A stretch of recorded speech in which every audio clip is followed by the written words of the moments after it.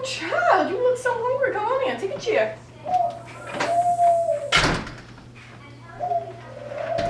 This way, this way. Now, what might your name be?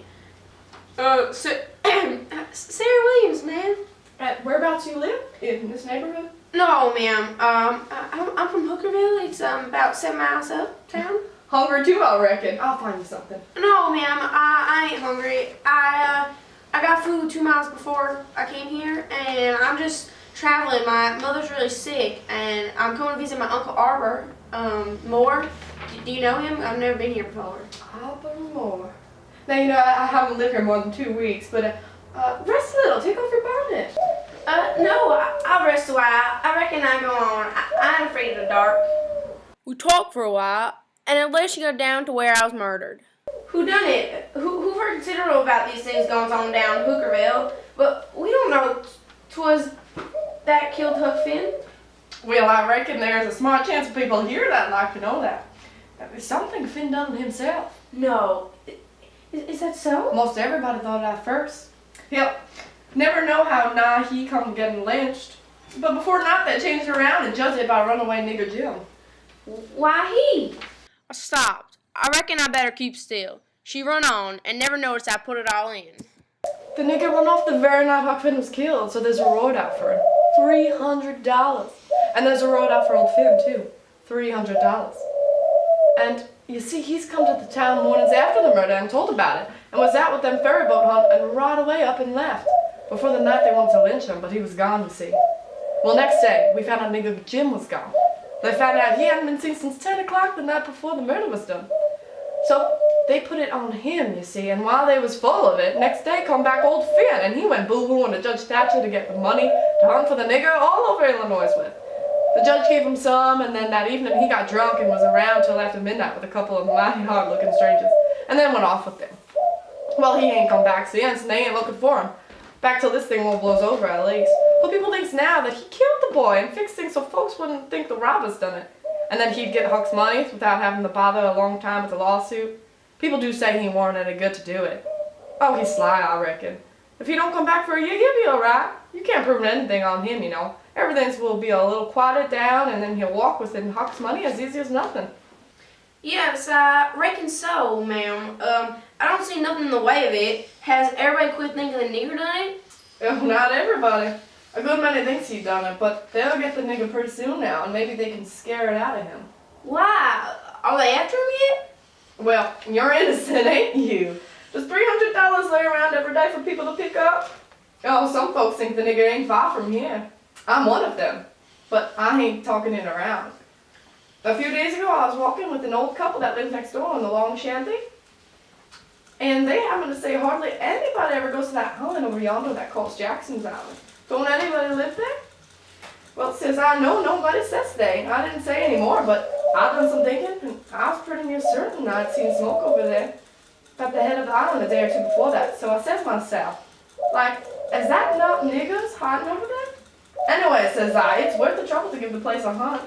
I ain't seen any smoke since, but I reckon maybe he's gone. If it was him, but husband's going over to sea. Him and another man. He was gone up the river, but he'll be back today. And I told him as soon as he got here 2 hours ago. I got so uneasy I had to do something, so I took up a needle off the table and went on threading it. I was making a bad job of it. I looked up and she was looking at me pretty curious and smiling a little. I put it down. $300 is a lot of money. I wish my mother can get it. Do you know if he's going over there tonight? Oh yes, he went uptown with the man I was telling you to get a boat to see if they could borrow another gun. They'll go over after midnight, I presume. Couldn't they see better if they wait till daytime? Yes, and couldn't a nigger see better too? After midnight, he'll be likely asleep and they can slip around the woods and hunt up his campfire, all the better up the dark, if he got one. I didn't think of that, ma'am.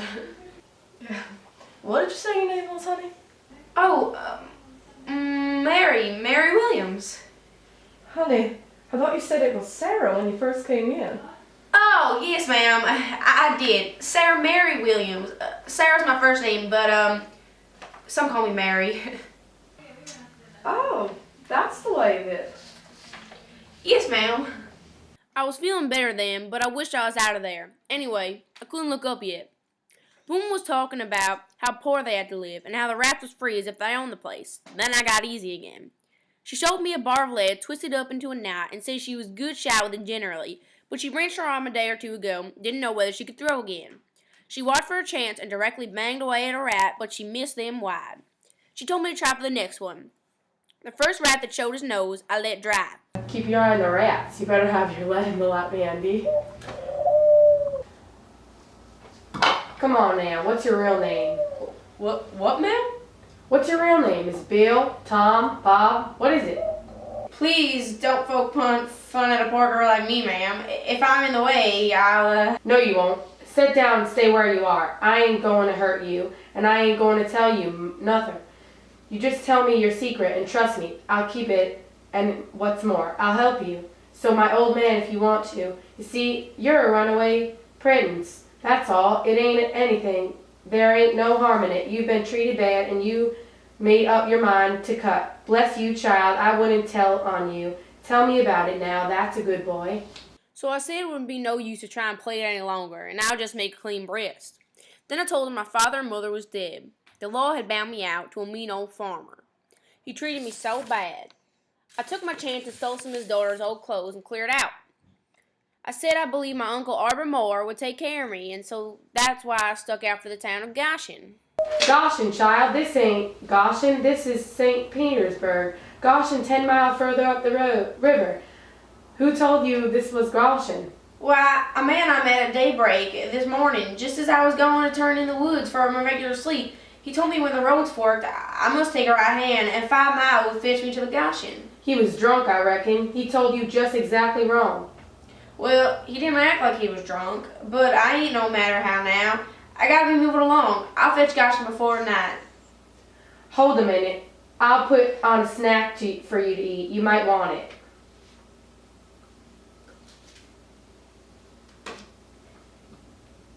Say, when a cow's laying down, which end of her gets up? Answer up prompt now. Don't stop just to study over which end of it first. The prompt then, ma'am. Well, then a horse? The forward end, ma'am. Which side of a tree does the moss grow on? North side. If 15 cows is browsing on a hillside, how many of them eats with their heads pointed in the same direction? The whole 15, ma'am. Well, I reckon you have lived in the country. I thought maybe you was trying to hocus me again. Well, what's your real name now? George Peters, ma'am. Well, try to remember it, George. Don't forget and tell me it's Alexander before you go. And then get out by saying it's George Alexander when I catch you. And don't go about woman in that old calico. You do a girl tolerable poor, but you might fool men, maybe. Bless you, child, when you set out to thread a needle, don't hold the thread still and fetch the needle up to it. Hold the needle still and poke the thread at it. That's the way a woman most always does, but a man always does the other way. And when you throw at a rat or anything, hit yourself up a tiptoe and fetch your hand over your head as awkward as you can, and miss your rat about 6 or 7 foot. Throw still arm from the shoulder like there was a pivot there for it to turn on, like a girl. Not from the wrist and elbow, with your arm out to one side, like a boy. And mind you, when a girl tries to catch anything in her lap, she throws her knees apart. She don't clap them together, the way you did when you catched the lump of lead. Why, I spotted you for a boy when you was threading the needle, and I can try the other things just to make certain. Now trot along to your uncle, Sarah Mary Williams, George Alexander Peters, and if you get into trouble, you send word to Mrs. Judith Loftus, which is me, and I'll do what I can do to get you out of it. Keep the river road all the way, and next time you tramp, take your shoes and socks with you. The river road's a rocky one, and you'll feed in a condition when you get to Goshen, I reckon. Jim! Jim! Get up and haul yourself, Jim! They're after us! There ain't a minute to lose! Jim never asked no questions. He never said a word.